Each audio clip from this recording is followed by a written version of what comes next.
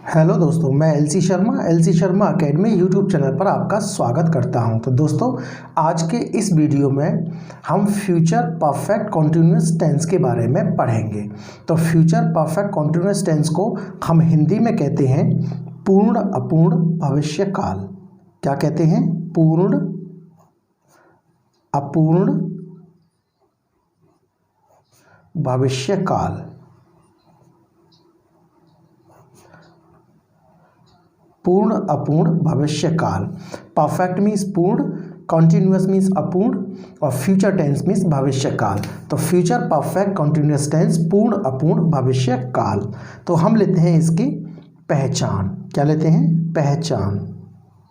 जैसा कि इससे पहले मैं आपको बता चुका हूं कि हम पहचान को हिंदी में कहते हैं आइडेंटिफिकेशन। क्या कहते हैं? आइडेंटिफिकेशन। आइडेंटिफिकेशन मीन्स होती है पहचान।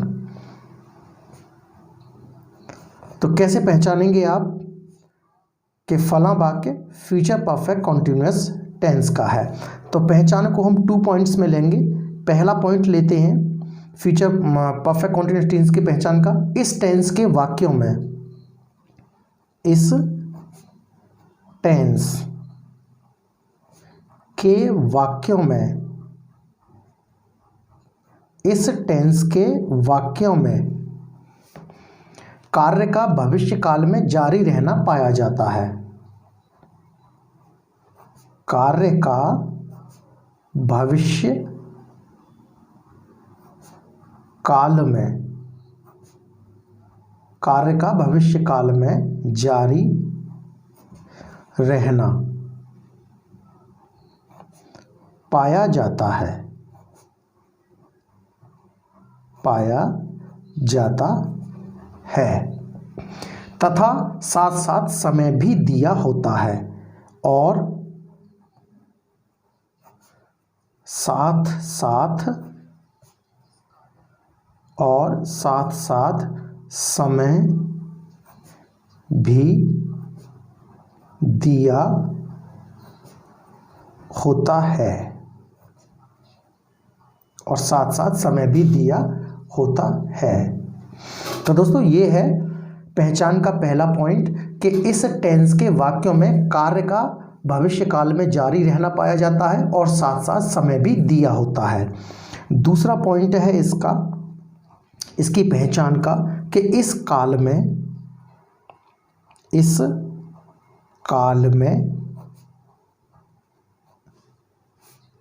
हिंदी वाक्यों की क्रियाओं के अंत में, इस काल में हिंदी वाक्यों की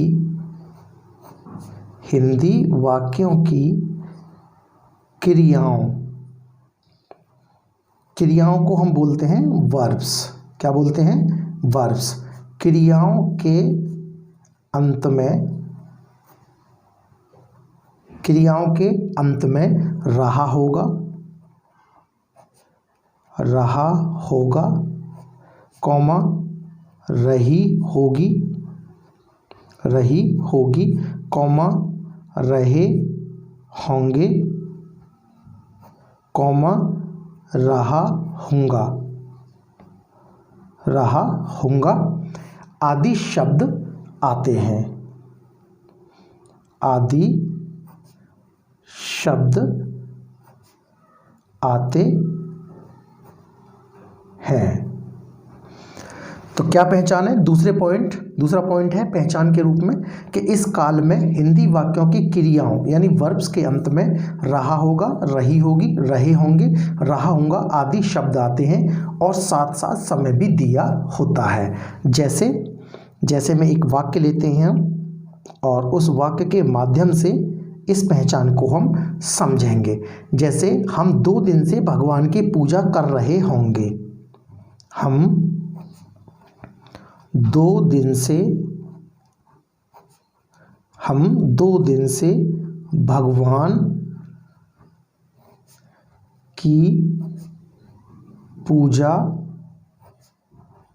कर रहे होंगे।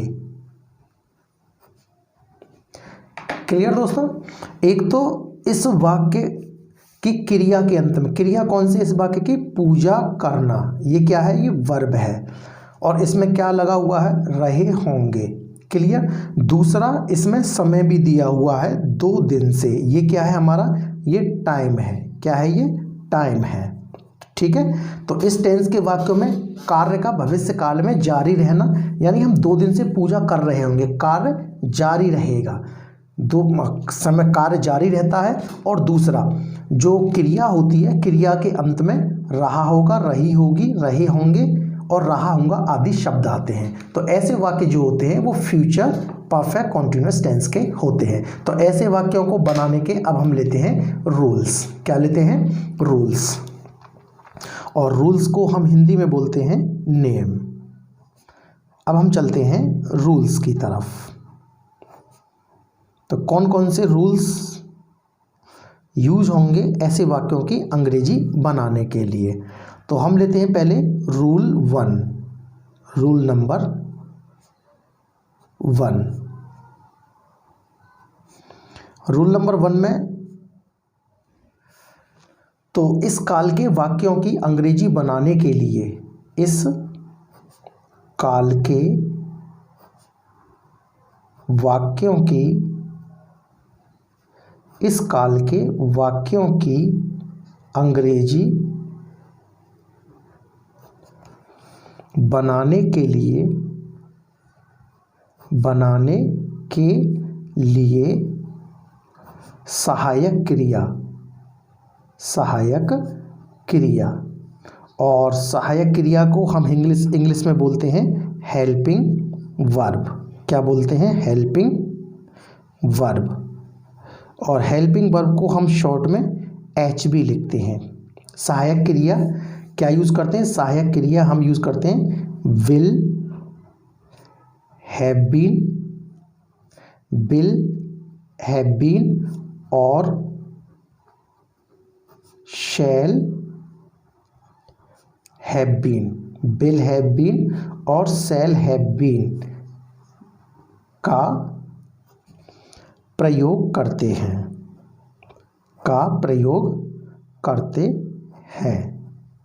तो ये है पहला रूल।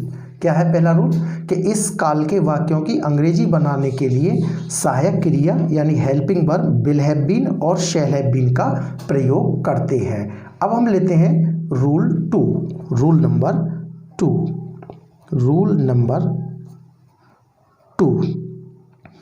तो रूल नंबर 2 क्या है, रूल नंबर 2 है हेल्पिंग वर्ब यानी सहायक क्रिया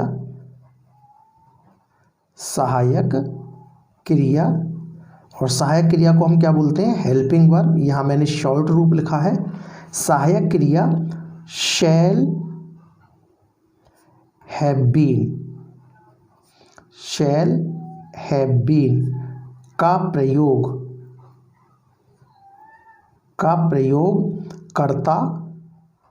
कर्ता को हम इंग्लिश में बोलते हैं सब्जेक्ट। कर्ता को हम इंग्लिश में क्या बोलते हैं, सब्जेक्ट। तो सहायक क्रिया यानी helping verb shall have been का प्रयोग कर्ता यानी सब्जेक्ट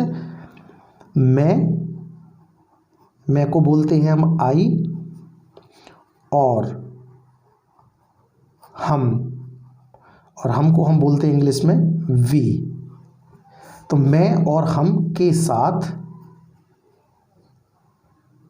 साथ करते हैं।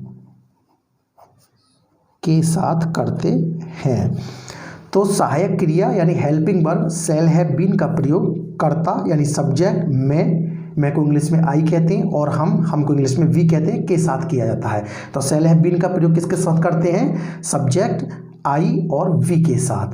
क्लियर। अब हम लेते हैं रूल नंबर 3।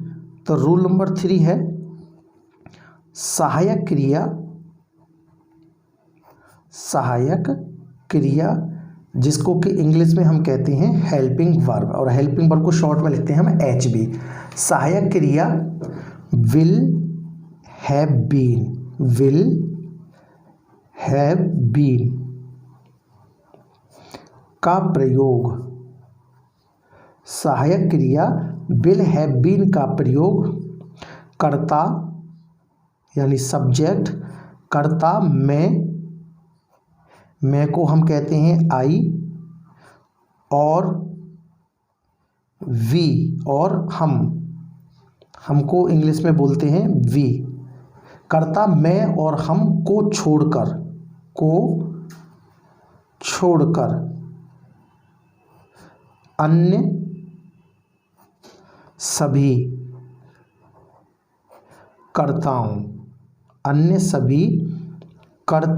कर्ताओं मीन्स सब्जेक्ट्स, अन्य सभी कर्ताओं यानी सब्जेक्ट्स के साथ करते हैं,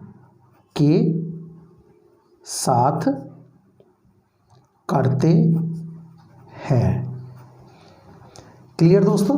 तो आई और बी को छोड़कर यदि कोई और सब्जेक्ट है तो हम उसके साथ विल हैव बीन का यूज करेंगे। आई होप आप यहां तक समझ रहे होंगे। नेक्स्ट लेते हैं हम रूल नंबर 4। रूल नंबर 4, इस काल के वाक्यों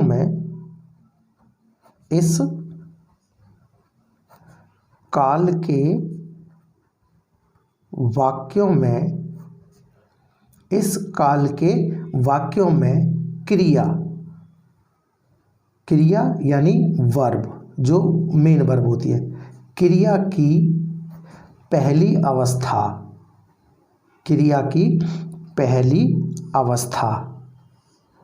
और पहली अवस्था को हम क्या बोलते हैं? First form. क्रिया की पहली अवस्था यानी फर्स्ट फॉर्म का प्रयोग करके उसमें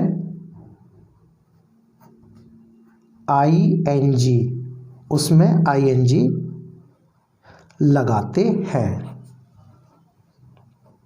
ठीक है, तो इसमें जो वर्ब की कौन सी फॉर्म यूज होती है? इसमें वर्ब की फर्स्ट फॉर्म यूज होती है, और फर्स्ट फॉर्म के साथ साथ उसमें आईएनजी भी हम जोड़ देते हैं। नेक्स्ट रूल लेते हैं हम रूल नंबर 5। रूल नंबर 5 है, इस काल के वाक्यों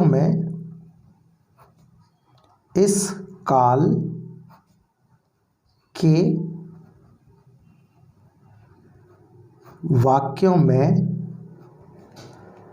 समय, और समय को हम इंग्लिश में बोलते हैं टाइम, समय के लिए सिंस, सिंस और फॉर का प्रयोग करते हैं।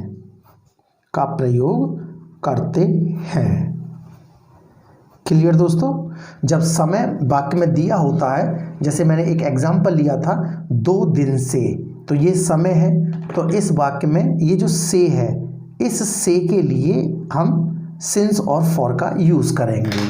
तो नेक्स्ट रूल लेते हैं हम रूल नंबर 6। कौन सा रूल नंबर? Rule number 6।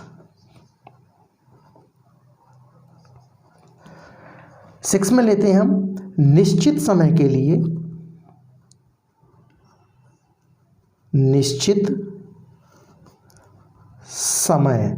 और निश्चित समय को हम इंग्लिश में बोलते हैं पॉइंट ऑफ टाइम। निश्चित समय के लिए सिंस का प्रयोग करते हैं, और अनिश्चित समय के लिए,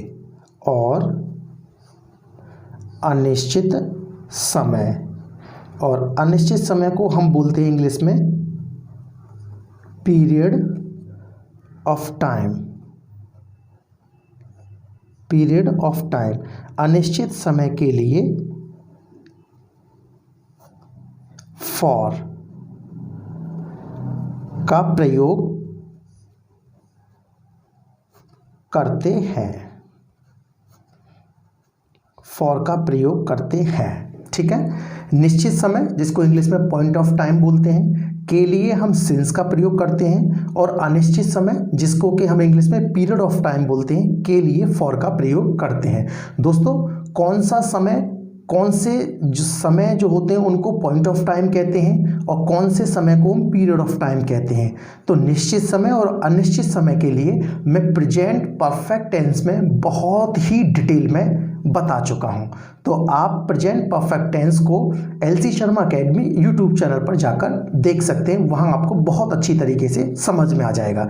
यदि मैं यहां पर निश्चित समय और अनिश्चित समय के बारे में डिटेल में बताना चाहूँगा तो वीडियो बहुत लंबा हो जाएगा, इसलिए आप प्रेजेंट परफेक्ट कॉन्टिन्यूअस टेंस में मैंने निश्चित समय और अनिश्चित समय को बहुत ही अच्छी तरीके से समझाया है, तो आप जाकर वीडियो को ज़रूर देखें।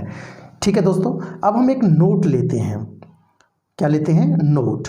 और नोट का मतलब क्या होता है? कोई विशेष बात, कोई विशेष बात जो हम सिंस और फॉर का प्रयोग, सिंस और फॉर का प्रयोग, सिंस और फॉर का प्रयोग समय के साथ आए हुए का प्रयोग, समय के साथ आए हुए, समय के साथ आए हुए से शब्द, से शब्द के लिए किया जाता है, के लिए किया जाता है। तो हम सिंस और फॉर का प्रयोग किसके लिए करते हैं? से शब्द के लिए। जब समय के साथ से शब्द लग के आता है तो वहाँ हम सिंस और फॉर का प्रयोग करते हैं। सिंस निश्चित समय होता है और फॉर अनिश्चित समय होता है। निश्चित समय को इंग्लिश में पॉइंट ऑफ टाइम कहते हैं और अनिश्चित समय को इंग्लिश में पीरियड ऑफ टाइम कहते हैं। जैसे एक इस एग्जाम्पल में हम समझते हैं, जैसे हम 2 दिन से, तो यहाँ पर 2 दिन ये टाइम है और टाइम के साथ से जुड़ा हुआ है, तो जो सिंस और फॉर आता है इस से शब्द के लिए आएगा, सिंस और फॉर। और ये जो हमारा टाइम है 2 दिन, ये हमारा टाइम अनिश्चित टाइम है, अनिश्चित समय है, यानी पीरियड ऑफ टाइम है, क्योंकि यहाँ पर दिन का नाम नहीं दिया बल्कि दिन का नंबर यानी संख्या दी है। तो जब दिन का नाम दिया होता है तो हम वो टाइम निश्चित होता है, और जब दिन का नंबर यानी संख्या दी होती है तो वो अनिश्चित समय होता है। अब हम दोस्तों लेते हैं ऐसे वाक्यों की अंग्रेजी बनाने के लिए फॉर्मूलाज यानी सूत्र।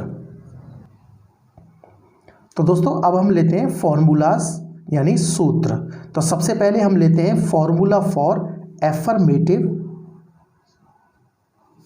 Sentences, formula for affirmative sentences यानी स्वीकारात्मक वाक्य, स्वीकारात्मक वाक्यों के लिए सूत्र। क्लियर? तो लेते हैं। तो सबसे पहले हम लेंगे सब्जेक्ट, उसके बाद हम लेंगे हेल्पिंग वर्ब। तो हेल्पिंग वर्ब हम क्या यूज करेंगे? Will, have been, will have been और शैल हैव बीन, सब्जेक्ट के अकॉर्डिंग शैल हैव बीन। उसके बाद हम लेंगे वर्ब की फर्स्ट फॉर्म आईएनजी वाली और उसमें हम आईएनजी जोड़ेंगे। उसके बाद हम लेंगे object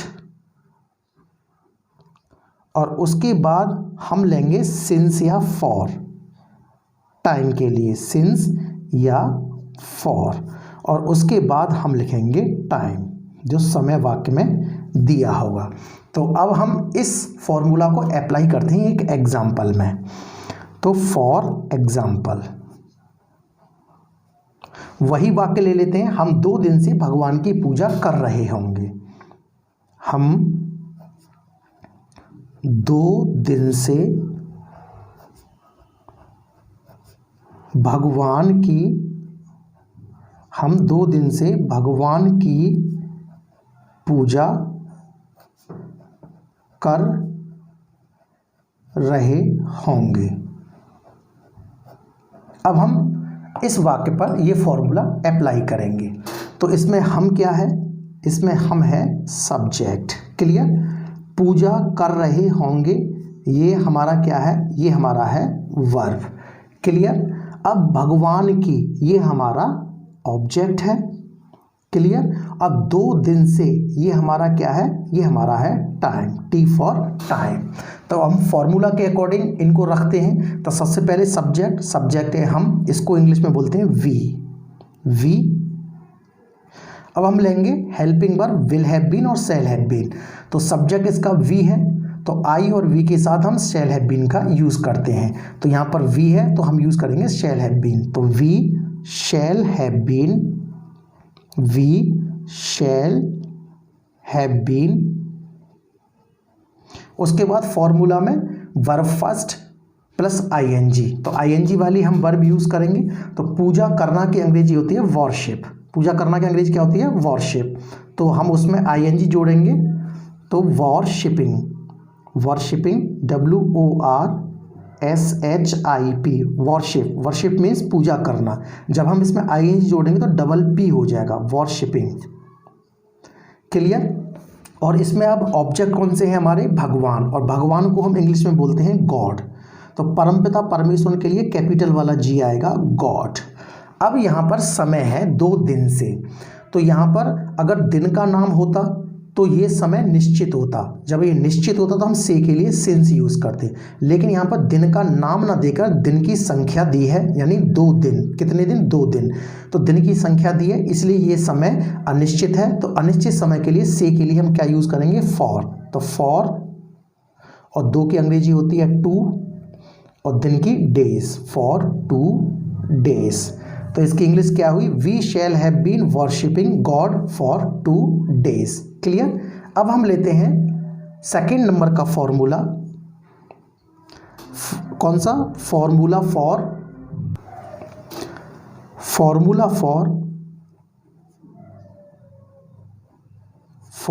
for negative sentence, formula for negative sentences, यानी नकारात्मक या निषेधात्मक, नकारात्मक वाक्यों के लिए सूत्र। नकारात्मक या निषेधात्मक वाक्यों के लिए सूत्र। तो क्या सूत्र बनेगा दोस्तों, तो सबसे पहले हम लेंगे सब्जेक्ट के बाद हम हेल्पिंग वर्ब का केवल विल और शैल लेंगे सबसे पहले। उसके बाद हम नहीं की अंग्रेजी नॉट लगाएंगे। उसके बाद हम हैव बीन लेंगे, क्योंकि विल हैव बीन और शैल हैव बीन दोनों में विल और शैल के साथ कॉमन है। तो उसके बाद हम हैव बीन लेंगे। उसके बाद हम वर्ब फर्स्ट लगाएंगे और उसमें आईएनजी जोड़ेंगे। उसके बाद हम ऑब्जेक्ट लेंगे। उसके बाद हम टाइम से पहले सिंस या फॉर लगाएंगे और उसके बाद हम क्या लिखेंगे, टाइम लिखेंगे। क्लियर दोस्तों, तो ये है नेगेटिव सेंटेंसेस के लिए फॉर्मूला। तो अब हम इसको अप्लाई, एक एग्जांपल लेते हैं।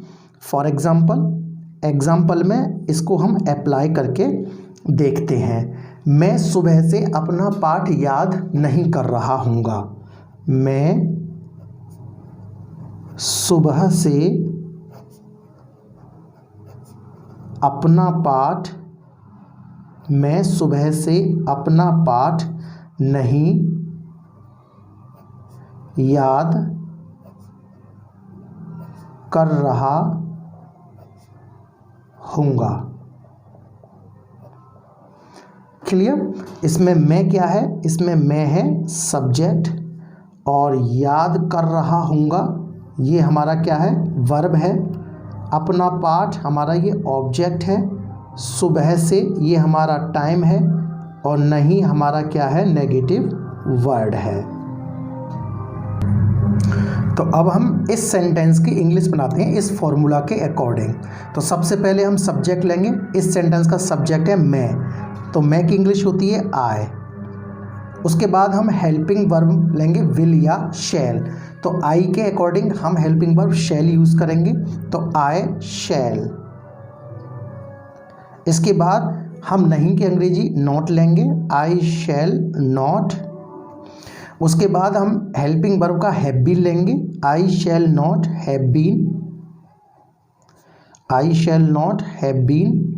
उसके बाद हम वर्ब फर्स्ट में आईएनजी लगाएंगे, तो याद करना कि अंग्रेजी है लर्न, इसमें आईएनजी जोड़ेंगे तो लर्निंग हो जाएगा, तो लर्निंग, लर्निंग। इसके बाद अपना पार्ट, तो मैं के साथ अपना की अंग्रेजी होती है माय, और पार्ट की अंग्रेजी होती है लेसन। ये ऑब्जेक्ट है क्योंकि वर्ब के बाद ऑब्जेक्ट आया है। अब लेंगे हम सिंस या फॉर। तो सुबह से, जब दिन के किसी भाग का नाम दिया होता है, जैसे सुबह, दोपहर, शाम, तो ये निश्चित समय होते हैं, यानी पॉइंट ऑफ टाइम होते हैं। तो जब पॉइंट ऑफ टाइम होते हैं तो ऐसी कंडीशन में हम इनसे पहले सिंस का यूज़ करते हैं। तो since, SINCE, since morning, since morning. Clear दोस्तों। तो क्या इंग्लिश बनी इसकी, I shall not have been learning my lesson since morning. मैं सुबह से अपना पाठ याद नहीं कर रहा हूँगा। अब हम लेते हैं दोस्तों तीसरे नंबर का फॉर्मूला, थर्ड फॉर्मूला। वो फॉर्मूला है formula for interrogative sentences, interrogative sentences, यानी प्रश्नवाचक वाक्यों के लिए सूत्र, प्रश्नवाचक वाक्यों के लिए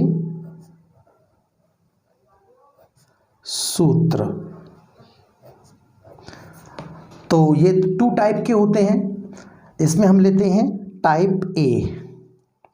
कौन सा, टाइप ए। तो ये जो फॉर्मूला है ये है टाइप ए के लिए।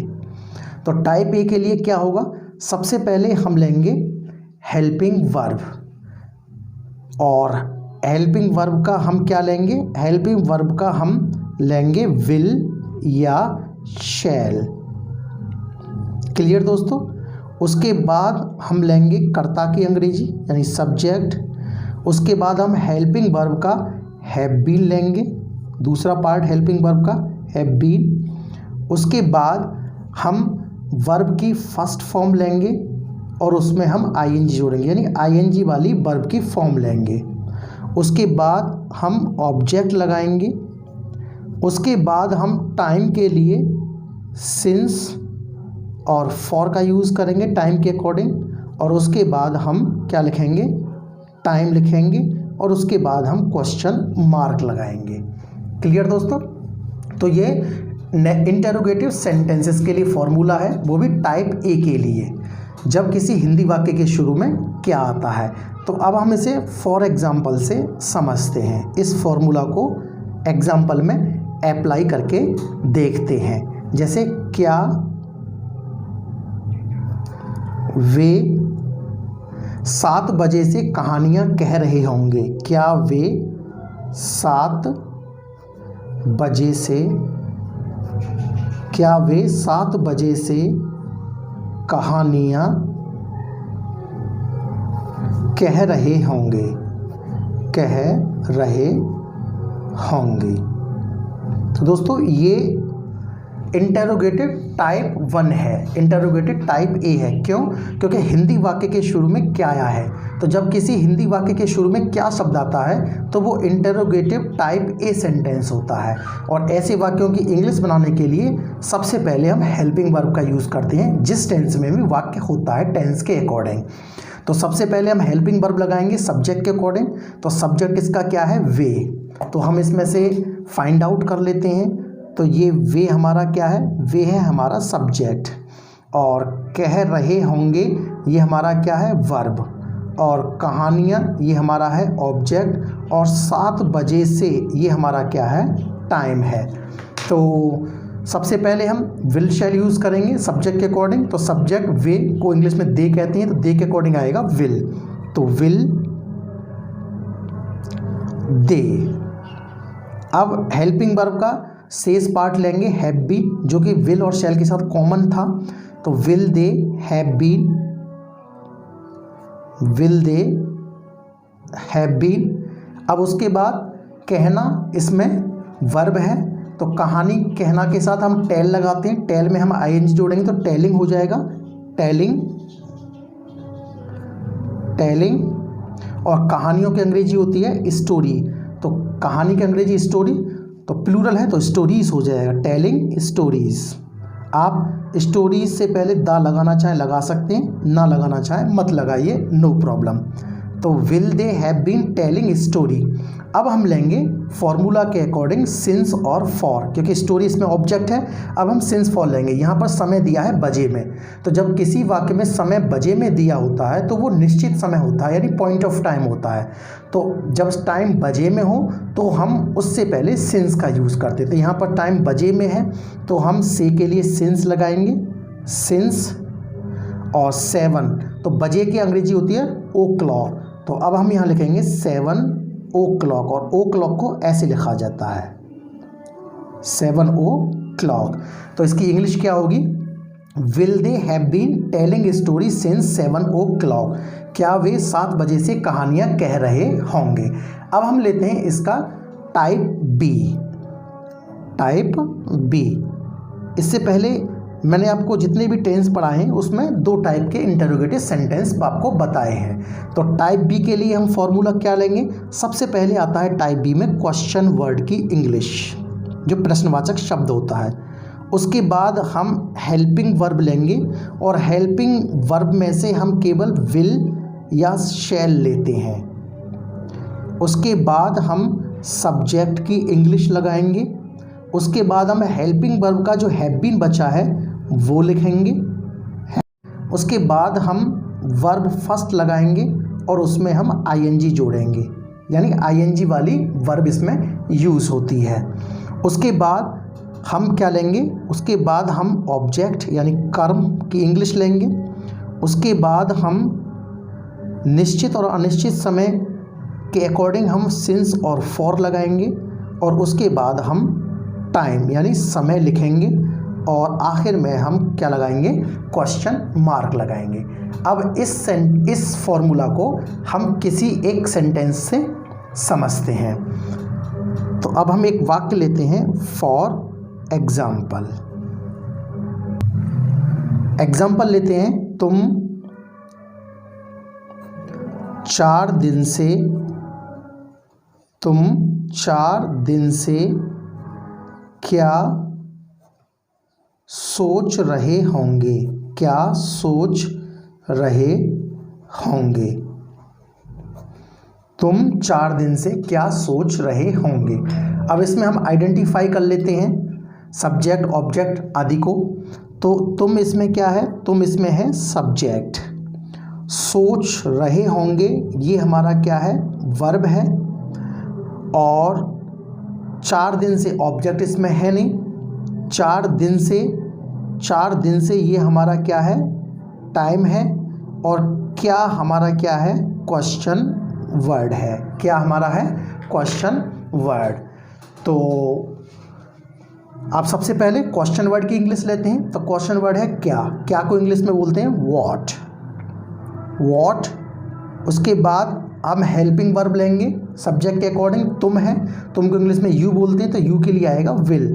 तो व्हाट विल उसके बाद सब्जेक्ट की इंग्लिश तुम यानी यू, फिर हम हेल्पिंग वर्ब का शेष पार्ट लेंगे हैव बीन, उसके बाद वर्ब फर्स्ट लगाएंगे आईएनजी के साथ। तो सोचना को इंग्लिश में बोलते हैं थिंक, तो हम थिंक में आईएनजी जोड़ेंगे तो थिंकिंग हो जाएगा। तो थिंकिंग THINKING थिंकिंग। ऑब्जेक्ट इस वाक्य में है नहीं। फिर आएगा समय, तो 4 दिन से, यहाँ पर समय यानी दिन का नाम नहीं दिया है, दिनों की गिनती यानी संख्या दी है, तो इसलिए ये समय अनिश्चित है। तो अनिश्चित समय के लिए हम फॉर लगाएंगे, तो फॉर, और 4 की अंग्रेजी होती है फोर FOUR, और दिन की डेज। तो क्या इंग्लिश बनी इसकी? What will you have been thinking for 4 days। तुम 4 दिन से क्या सोच रहे होंगे। अब हम दोस्तों नेक्स्ट एंड लास्ट फॉर्मूला लेते हैं 4। ये फॉर्मूला किसके लिए है? फॉर्मूला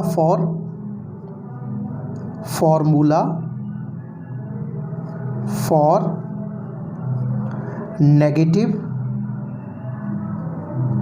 नेगेटिव कम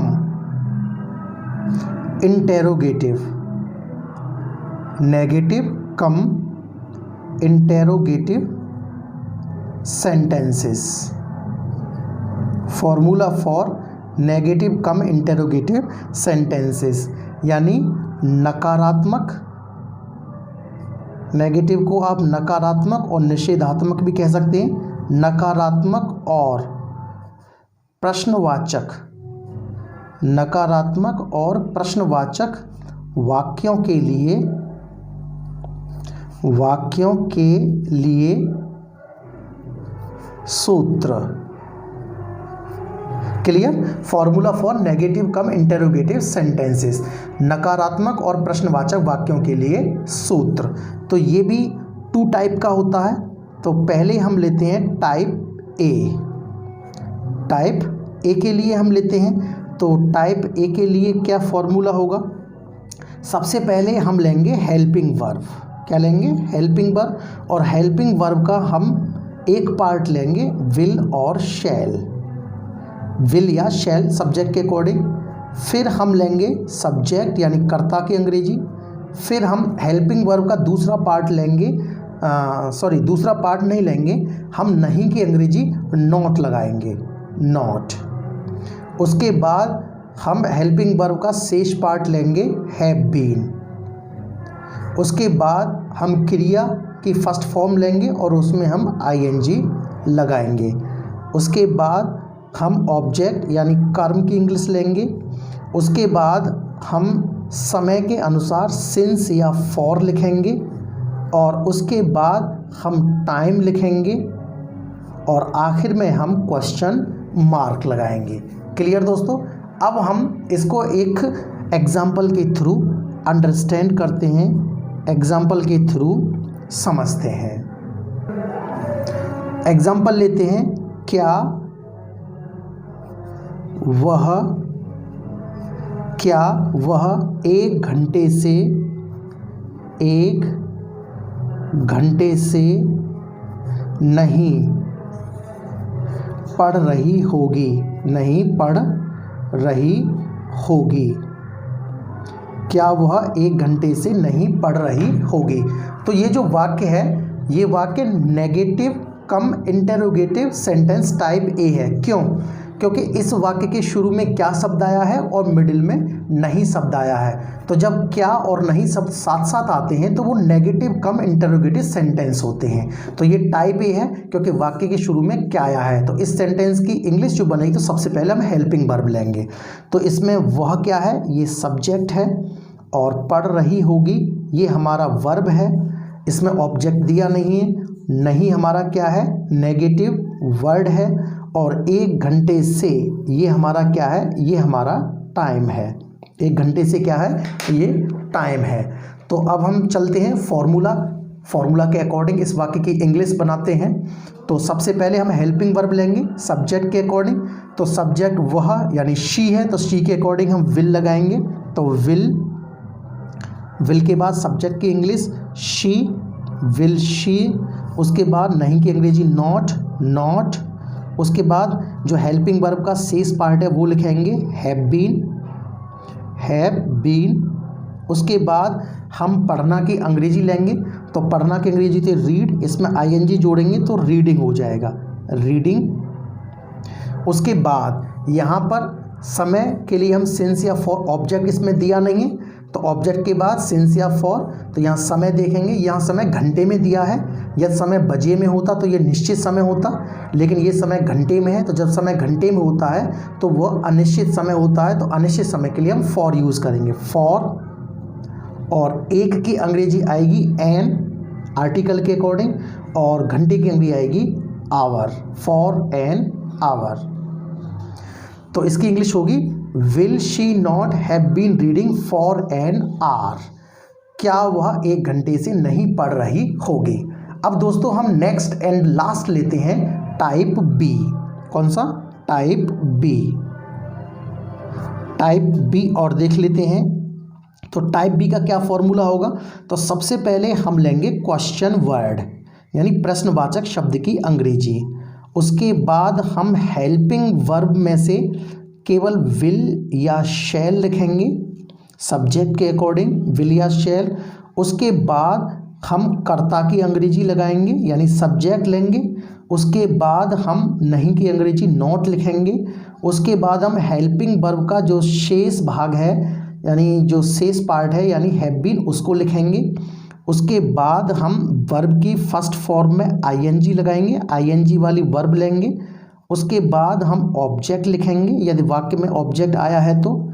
उसके बाद समय के अकॉर्डिंग हम सिंस या फॉर लगाएंगे और उसके बाद हम टाइम लिखेंगे सिंस या फॉर के बाद, और आखिर में हम लगाएंगे क्वेश्चन मार्क। क्लियर दोस्तों? अब हम इस फॉर्मूला को एक वाक्य पर अप्लाई करके देखते हैं। तो चलिए अप्लाई करते हैं। वाक्य लेते हैं। फॉर एग्जाम्पल, वह दोपहर से पत्र क्यों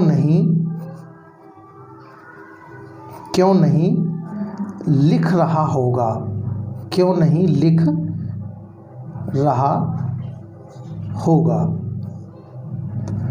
वह दोपहर से पत्र क्यों नहीं लिख रहा होगा। तो अब हम इसमें से छांट लेते हैं। वह इसमें क्या है? सब्जेक्ट है। लिख रहा होगा ये हमारा वर्ब है। पत्र हमारा ऑब्जेक्ट है। क्यों ये हमारा क्वेश्चन वर्ड है। और नहीं हमारा नेगेटिव वर्ड है। और दोपहर से ये हमारा क्या है? टाइम है, टी फॉर टाइम है। तो अब इस फॉर्मूला के अकॉर्डिंग इसको हम इंग्लिश में चेंज करते हैं। तो सबसे पहले क्वेश्चन वर्ड की अंग्रेजी, तो क्वेश्चन वर्ड इसमें क्या है? क्यों। क्यों को इंग्लिश में बोलते हैं हम वाई, वाई। अब हम हेल्पिंग वर्ब का विल शैल लेंगे सब्जेक्ट के अकॉर्डिंग, तो सब्जेक्ट उसका वह है तो वह की इंग्लिश होती है ही, तो ही के अकॉर्डिंग आएगा विल, तो वाई विल ही। उसके बाद हम नॉट लेंगे नहीं की अंग्रेजी नॉट। उसके बाद हम हेल्पिंग वर्ब का जो शेष पार्ट है वो लेंगे have been, not have been. उसके बाद फॉर्मूला में आईएनजी वाली वर्ब लेंगे, तो लिखना की अंग्रेजी होती है राइट, तो राइट में जब हम आईएनजी जोड़ेंगे तो राइटिंग हो जाएगा, तो राइटिंग। राइट की स्पेलिंग होती है WRITE, तो जब हम इसमें आईएनजी जोड़ते हैं तो ई हट जाता है, तो राइटिंग, राइटिंग। उसके बाद हम लेंगे ऑब्जेक्ट, तो ऑब्जेक्ट इसमें पत्र है, तो पत्र से पहले हम ए आर्टिकल लगाएंगे, राइटिंग ए लेटर। उसके बाद हम टाइम के अकॉर्डिंग सिंस या फॉर में से लेंगे, तो यहाँ पर दोपहर यानी दिन का ये एक भाग है, दिन का एक पार्ट है, तो जब कोई दिन के किसी पार्ट का पार्ट आया हो और उससे के साथ से लगा हो तो वो निश्चित समय होता है यानी पॉइंट ऑफ टाइम होता है, तो ऐसे टाइम से पहले हम सिंस लगाते हैं, तो सिंस, सिंस नून। दोपहर के लिए आप नून भी लिख सकते हैं और आफ्टर नून भी लिख सकते हैं, नो प्रॉब्लम। सिंस नून और आफ्टर नून, उसके बाद क्वेश्चन मार्क। तो क्या इंग्लिश होगी इसकी? Why will he not have been writing a letter since noon और आफ्टरनून, वह दोपहर से पत्र क्यों नहीं लिख रहा होगा। तो दोस्तों ये है हमारा कौन सा tense? Past perfect continuous tense. तो दोस्तों मैंने LC Sharma academy YouTube channel पर सभी टेंसेस को डिटेल में पढ़ा दिया है, तो प्लेलिस्ट में जाकर आप उन वीडियोस को देखकर आप उनसे लाभ उठा सकते हैं। तो दोस्तों वीडियो पसंद आया हो तो वीडियो को लाइक करें, अपने दोस्तों के साथ शेयर करें और LC Sharma academy YouTube channel को सब्सक्राइब करें। Thank you so much for watching LC Sharma academy YouTube channel.